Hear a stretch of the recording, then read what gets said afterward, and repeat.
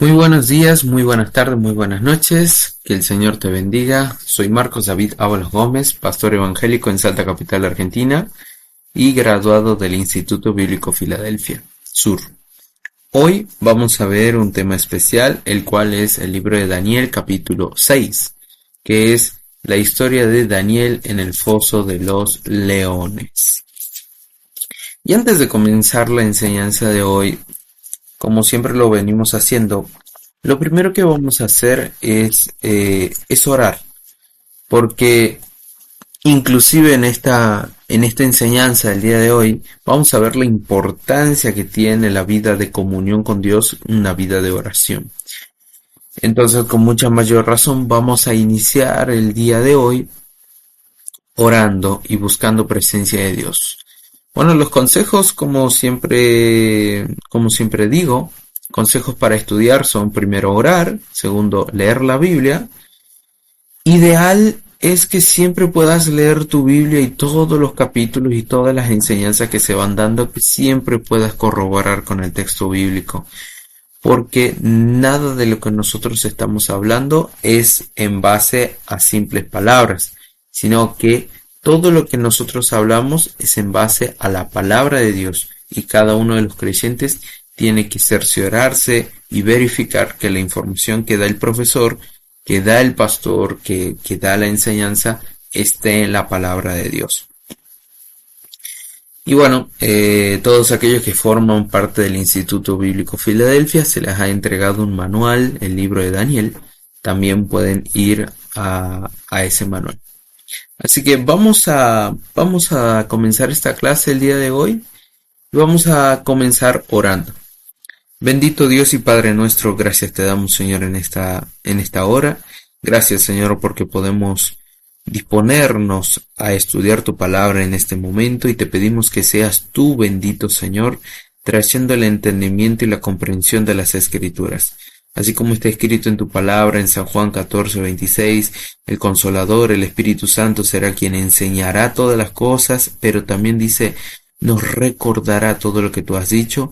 Que así también, bendito Señor, seas tú enseñando a través de mi boca, que no sea yo por simples deseos humanos, y que seas tú, bendito Dios, trayendo el entendimiento a cada hijo e hija tuya respecto de tu palabra. Te alabo, te bendigo, te adoro y te exalto, porque solamente tú eres bueno, y porque para siempre es tu misericordia y tu bondad. Gracias te doy, Señor, en este momento, en el nombre de Jesús. Amén y amén. Muy bien, vamos a arrancar directamente con el libro de Daniel, capítulo 6. Ya nuestros profesores fueron hablando respecto de este libro, y hoy nos toca desarrollar el libro de Daniel capítulo 6, y más que hacer una exégesis, que es un análisis muy profundo, dije, vamos a hacer un tipo de análisis general, pero del cual vamos a aprender muchas cosas. Así que vamos a comenzar. En el libro de Daniel, en el versículo 1 del capítulo 6, dice, pareció bien a Darío constituir sobre el reino 120 sátrapas que gobernasen en todo el reino. Y aquí hay una palabrita de forma específica que ya apareció en otros capítulos anterior, el libro de capítulo 3, pero ¿qué significa sátrapa? Que menciona aquí el libro de Daniel. Un sátrapa, para decirlo de forma sencilla, era un gobernador de una provincia en la antigua Persia. Según el Nuevo Diccionario Bíblico Ilustrado de la editorial Clay en el año 85, dice respecto de los sátrapas que el sátrapa significaba protector del país. Y era un título, el título de sátrapa aparece en documentos históricos en arameo que fueron redactados después de la conquista persa. Y respecto de este título, designa a altos funcionarios del Imperio Babilónico y también durante el reino de Darío, rey de Media. Bueno, al final del capítulo 5, ustedes habrán leído, escuchado a través de nuestro profesor, que bueno, Dios ya no iba a permitir que el rey Belsasar, el hijo de Nabucodonosor, siguiera en el reino, en el trono, y por eso se da la escritura en la pared que estaba Mene Mene Tekel Uparsin, que significa tu reino ha sido pesado, ha sido hallado falto y por lo tanto Dios va a sacar completamente tu reino y se lo va a entregar a otro. Y bueno, esa misma noche Darío entró en Babilonia, mató al rey Belsasar y asumió el reinado. Y respecto de los sátrapas, no tan solo se cita aquí en el libro de Daniel, dice que Darío levanta 120 sátrapas, 120 personas que protejan el país, que cumplan función de gobernadores de regiones o lugares. Y no tan solo aparece sátrapa aquí en Daniel 6.1, sino también aún aparece en el libro de Daniel, pero en el capítulo 3, versículo 2, cuando aún estaba el rey Nabucodonosor. Si ustedes recuerdan, capítulo 3 era cuando los amigos de Daniel fueron rescatados del horno de fuego. También aparece en el libro de Esdras, capítulo 8, verso 36, y en Esther 3.12. La historia de Daniel se da en este lapso en el que se da la conquista del reino de Judá, se los llevan cautivos al imperio babilónico y luego de ello, entre esas actividades, allí estuvo Daniel, primero con el rey Nabucodonosor, después con su hijo, el rey Belsasar, y después ingresó Darío conquistando al imperio babilónico, y Darío gobernó un cierto tiempo y después siguió el rey Artajerjes, que se cita ahí en Daniel 6 al último versículo, verso 28, y este Daniel prosperó durante el reinado de Darío y después del reinado de Darío de Ciro, rey persa. Ciro el persa. Aparece en el libro de Esdras, en el libro de Nehemías, aparece primero Ciro, después aparece Artajerjes y después ya como última parte, casi como del imperio del imperio medo-persa, se cita en el libro de Esther al rey Asuero. Por eso que ustedes van a ver en el libro de Daniel que dice fueron levantados 120 sátrapas. Y después más adelante en el libro de Esther, refiriéndome adelante en contexto histórico, Esther 1.1 dice Asuero, rey de Medo-Persa, que gobernó desde la India hasta Etiopía y su reino tenía 127 provincias, mientras que en la época de Daniel solamente había 120. Pero bueno, como acabo de decir, la historia de Esther sucede un poco más adelante, después de Daniel. Volvemos de nuevo a Daniel 6.1. El rey Darío levanta 120 sátrapas, pero aquí hay algo especial. En el versículo 2, respecto de los 120 que iban a estar gobernando, dice que el rey Darío también designa a 3 gobernadores superiores, o sea, vendrían a ser 3 supervisores, a los cuales todos esos gobernadores, todos esos sátrapas, tenían que entregarle cuentas de lo que se estaba haciendo en esos lugares, entregárselo a los supervisores. Y uno de esos supervisores era Daniel. En el versículo 3, Daniel, por tener el Espíritu de Dios, era superior a todos los sátrapas y a todas las personas que tenían poder en el gobierno de Darío. Era superior a todos, y por lo tanto el rey Darío también lo quiso poner como jefe de los sátrapas en todo el reino medo-persa. Y en este punto ya vamos a ver que obtenemos un gran aprendizaje. Y es que si Dios está con nosotros, vamos a subir a posiciones de poder y de liderazgo si es que así Dios lo permite. Pero así también, si estamos arriba en posiciones de liderazgo, en posiciones altas, también tenemos que estar plenamente conscientes de que habrá gente que va a desear nuestro mal, va a desear tomar nuestro lugar y va a desear que nosotros seamos removidos del lugar que Dios nos ha entregado a través de otra persona. Por ello que el rey David cita en el Salmo 120, versículo 3, y dice: libra mi alma, oh Jehová, del labio mentiroso. Señor, y esta es una oración que cada uno de nosotros podemos hacer: Señor, líbranos de aquellos que buscan nuestro mal. Por eso también en la oración del Padre Nuestro, Jesús dice en la parte final: ayúdanos para no caer en tentación y líbranos del mal. El mal es muy general, pero ahí podemos englobar en esa generalidad: líbranos del mal. ¿Cuáles son los males que aquejan a nuestra sociedad o que podrían llegar a aquejar a nuestra vida?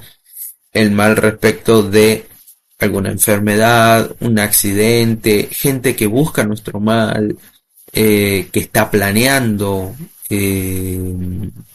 movernos de nuestro lugar, o como dicen en términos comunes, movernos la estantería. Pero si Dios con nosotros, ¿quién contra nosotros? Pero recordemos siempre que como líderes también habrá gente que no va a hablar bien. Entonces, Señor, ayúdanos también para poder sobrellevar esas situaciones. Y en este caso a Daniel era uno de los supervisores, pero el rey Darío lo había puesto como supervisor sobre todos los sátrapas. Y aún quería que llegue a ser como el supervisor general de todo. O sea, Darío se dio cuenta que había algo en Daniel que lo hacía diferente. Y este punto es muy importante. ¿Por qué? Porque Daniel estuvo durante el Imperio Babilónico.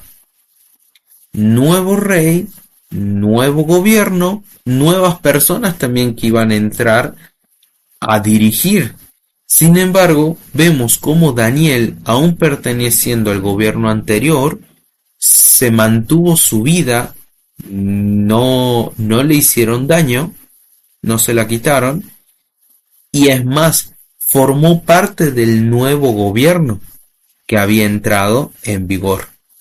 Este es un dato muy importante, porque muchas veces pasaba en ese tiempo de que nuevo rey, nuevo gobierno, entonces eliminaban a todos los que eran del gobierno anterior, eliminarlos, de sacarlos del puesto o eliminarlos de la tierra, literalmente. Pero sin embargo vemos cómo aquí Dios interviene de forma milagrosa, de forma de mover el corazón de Darío y hacerle dar cuenta que Daniel podría ser de bendición para su gobierno. Entonces, el rey Darío dejó que Daniel siguiera con él, aún habiendo pertenecido al gobierno anterior, pero es que había algo en Daniel, que era el Espíritu de Dios. Y al tener Daniel ese regalo de Dios, lo hacía superior, lo hacía diferente a todo el resto de gente. Por eso es que también verás que mucha gente dice, tienes algo, no sé qué es, obviamente gente que no conoce de Dios, tienes algo, no sé qué es, pero que es diferente. Y no sé de qué se trata. Y hasta que uno dice, yo soy cristiano, en algunos casos, bueno, hay ministros de Dios también que van a escuchar esto, que están estudiando en el instituto. Bueno, sí, soy ministro de Dios, soy pastor, soy evangelista, eh, y es la gracia y el favor de Dios que nos hace diferentes. Pero vamos a seguir, porque el tiempo pasa. Daniel, el versículo 4 hasta el 5, aquí encontramos algo muy específico. Es que Daniel era fiel en todo. En todo, Daniel fue fiel. Y esto corresponde a a uno de los atributos y de las características que tiene que tener todo creyente, todo cristiano. Sea ministro o no lo sea, la fidelidad, la integridad es algo que todo creyente debe desarrollar. Daniel era fiel en todo lo que correspondía al reino y no había punto alguno en el cual puedan acusarlo.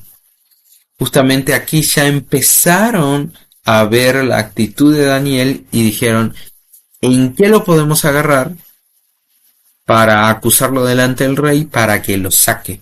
No queremos nosotros dar cuentas de lo que hacemos a Daniel. Queremos que sea sacado, o inclusive tal vez haya pasado por su corazón. Queremos nosotros o alguno de nosotros queremos asumir el lugar que tiene Daniel. Y a causa de su integridad y fidelidad a Daniel, la gente mala lo atacaba. Pero al darse cuenta que Daniel era fiel en todo, lo único que pudieron ver como para atacarlo de verdad fue lo más valioso que tenía Daniel en su vida. Y espero que eso valioso también forme parte de la vida de cada uno de los que están escuchando. Y es su vida de relación con Dios, su vida de comunión con Dios.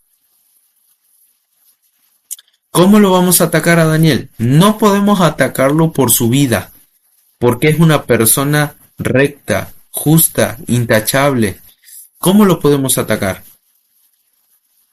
Lo ataquemos con su relación con Dios. Y esto es una de las primeras estrategias que usa el enemigo para desviar al hijo, a la hija de Dios, desviarlo del camino, desviarlo del propósito que Dios tiene. Así que atentos. Yo le comentaba a mis hermanos creyentes que asisten aquí a la iglesia, el diablo a niveles generales tiene 4 estrategias, 4 o 5 estrategias, pero 4, digamos. Juan 10:10 y Juan 8:44. Juan 10:10 dice que el diablo viene para robar, matar y destruir. En específico dice, el ladrón viene para robar, matar y destruir. Y es la misma forma en cómo actúa Satanás. Y después también dice en Juan 8:44, Satanás, el diablo, es mentiroso y es padre de mentira. ¿Cómo es? ¿En qué consiste la mentira? En engañar, en hablar cosas que no son realidad, que no son verdad, con el fin de hacerte creer que eso que se está diciendo es verdadero. Entonces, ¿cuáles son las estrategias de Satanás? Robar, matar, destruir, engañar. Sencillo. Ay, pero que me interesa eso que tiene esa persona. ¿Y qué provoca en tu corazón? O mejor dicho, ¿cómo está incitando el diablo a que actúes? A robar. Es la estrategia de Satanás. Ay, que esta persona no la aguanto. me gustaría que se vaya al otro mundo. Matar es la estrategia de Satanás. Bueno, tal vez no te ataca a través de otra persona, pero pone en tu corazón, tal vez por la juventud, por tus relaciones sociales, por el grupo que te rodea, tal vez jóvenes, y muchas personas terminan cayendo en drogas. ¿Y cuál es la estrategia de Satanás? Destruir tu vida, tu casa, tu familia, destruirte tu salud, tu condición física, mental, espiritual, almática. Y esta gente dijo, bueno, ya que no lo podemos atacar por algo que haga respecto al reino, lo vamos a atacar con su relación con Dios. Y en el versículo 6 al 8, mucha gente, cuando quiere que otra persona caiga, van a acercarse a alguien de mayor rango, de mayor poder, y van a acariciar sus oídos con palabras. En este caso, en el versículo 6 al 8, cita de que estos sátrapas y esta gente que tenía poder se acercó al rey y le dijo: "Oh rey, rey Darío, vive para siempre". Entonces el rey: "¿Quién? Me están honrando porque yo soy el rey". Y el hombre extiende su ego y se siente ancho. Pero, siendo sinceros, ¿de quién es la gloria? ¿De quién es la honra? ¿Quién es el que tiene el poder de verdad? ¿Los hombres? Dios es el que tiene el poder y el gobierno de todo. Los hombres tal vez reciben poder, pero es momentáneo, es por un tiempo.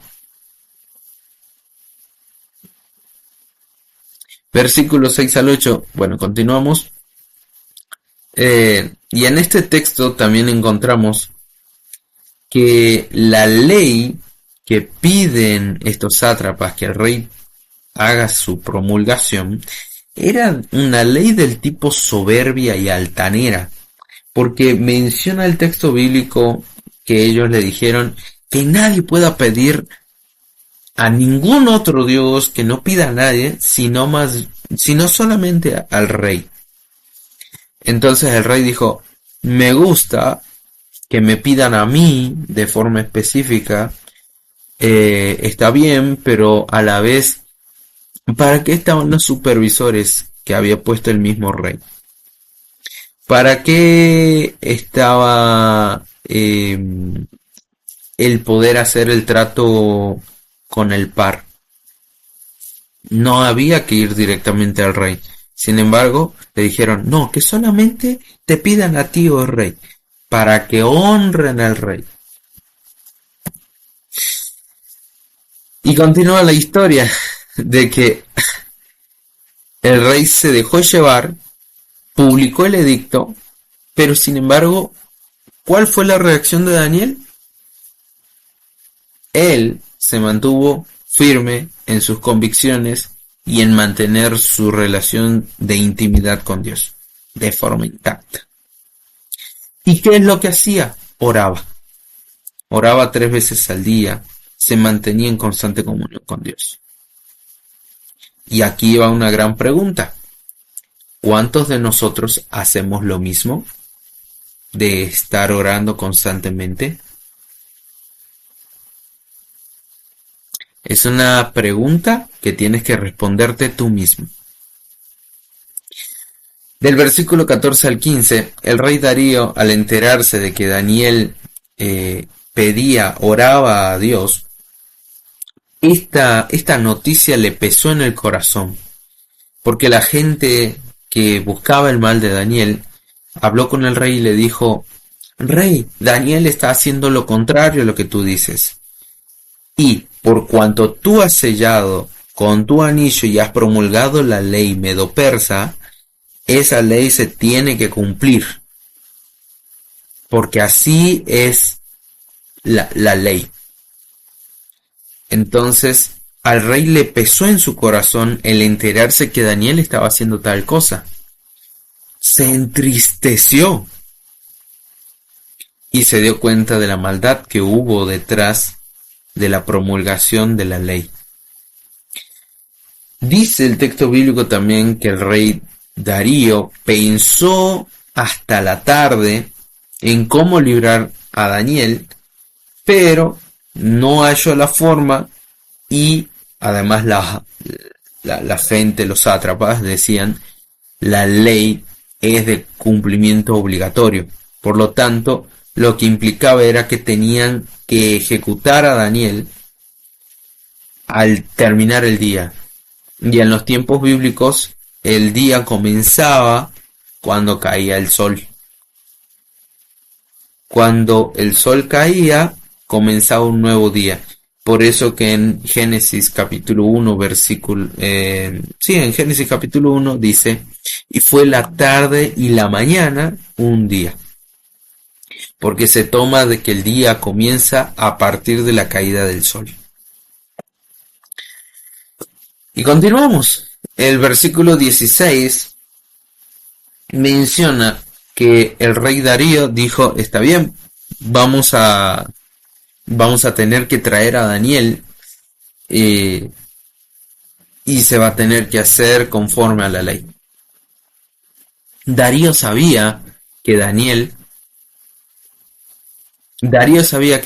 por encima de él siendo el rey, Darío sabía que Daniel tenía su amor y su creencia y su servirle a Dios. Por ello, veía que la fe de Daniel era más grande que cualquier otra cosa. Y por ello, que cuando dijo: bueno, está bien, vamos a tener que hacer cumplir la ley, el rey le dijo a Daniel: el Dios tuyo, a quien tú continuamente sirves, Él te libre. Y qué curiosas estas palabras, porque le dice: el Dios tuyo. Reconoció que Daniel tenía un Dios grande, pero además pudo conocer él de que Daniel poseía a alguien mayor que el mismo rey. Pero y dice: no tan solo tú, Daniel, me sirves a mí, sino le sirves a tu Dios, a quien tú continuamente sirves. ¡Wow! ¿La gente dice lo mismo de nosotros? La gente dice: che, disculpen los modismos argentinos, vos que servís a Dios, servís constantemente, ¿ves cómo la mano de Dios se mueve en favor de tu vida? ¿Ves tú que tienes un amor inmenso por Dios? ¿Ves algo diferente a cómo era antes tu vida? Pero y en estos momentos tan difíciles, ¿de dónde sacas fuerza? Y es de Dios. Dios es quien nos fortalece. El Dios tuyo, a quien tú continuamente sirves, le dice el rey Darío, que el mismo Dios a quien tú tienes y a quien tú sirves, que Él te libre. Porque el rey Darío ya no podía hacer nada. Entonces, versículo 17 al 22, ya vamos a ir apuntando para terminar. El rey Darío entró en un momento crítico esa noche, después de que haya sido echado Daniel en el foso de los leones. El rey Darío dice que llegó a su casa, se puso en modo de ayuno, no quiso comer, no quiso hacer nada, inclusive no podía dormir, porque reconoció que su edicto era una trampa y que había condenado a un inocente.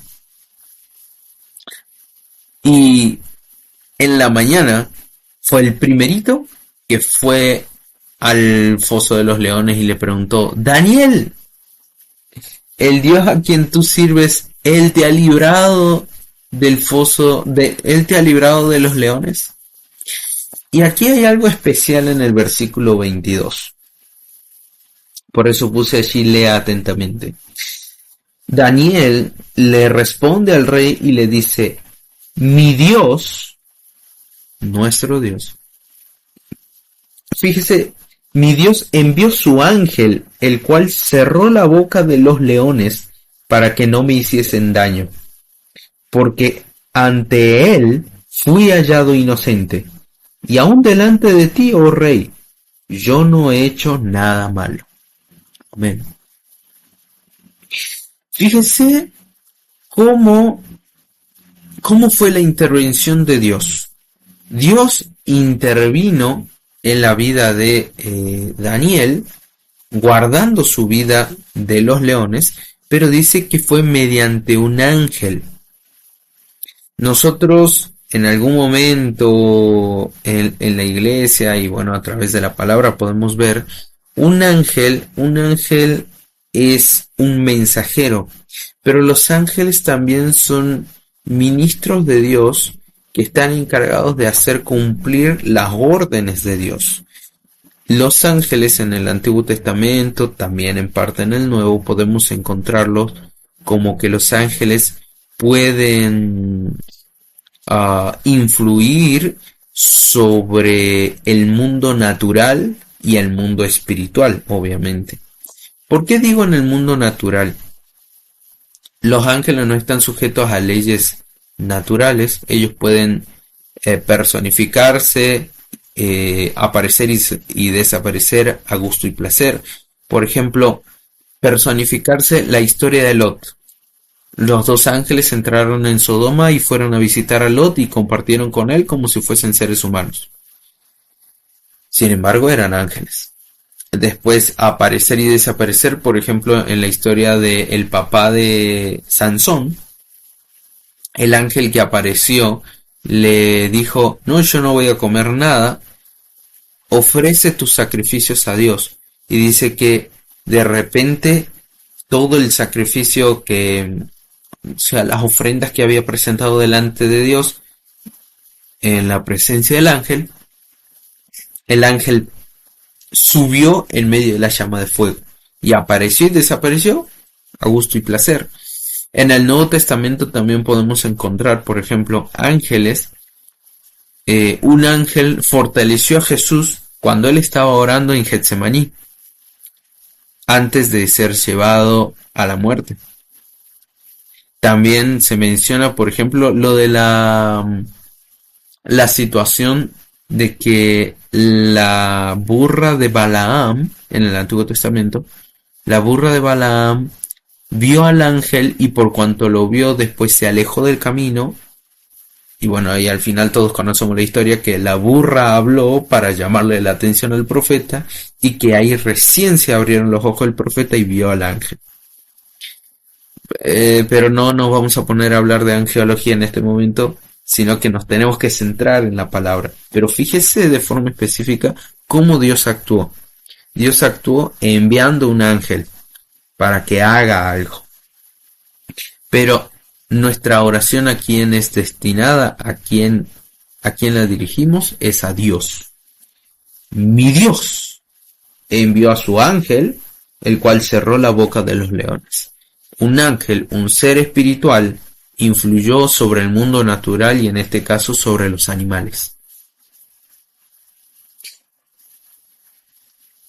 Para que no me hiciesen daño, porque ante Dios, ante él, fui hallado inocente y aún delante de ti, oh rey. Y por ello, después a Daniel lo sacan del foso de los leones y bueno, a aquellos que buscaron el mal de Daniel, lo que uno siembra cosecha, esta gente impía pereció. Ellos mismos fueron lanzados al foso de los leones y comenta el texto bíblico que aún en el aire los leones los agarraron.